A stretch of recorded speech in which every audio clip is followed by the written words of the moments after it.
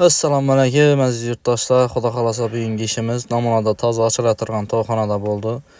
Bir yerdə həmmə kabinalarına 3D natijnə patologlarını tartıb verdik. Video davamında görüşəniz mümkün. Müraciət bolsa şu pəstə nömrələrini qaldıramız. Şu nömrələ arka bağlansanlar boladı.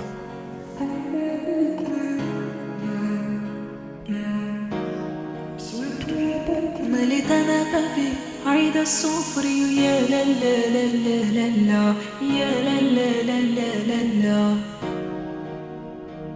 أصوت وأوطي أما بكري يا لا لا لا لا لا لا يا لا لا لا لا لا لا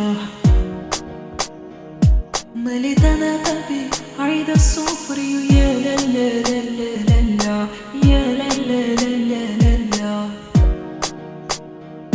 أصوت وأوطي أما بكري يا لا لا لا لا لا لا يا لا لا لا لا لا لا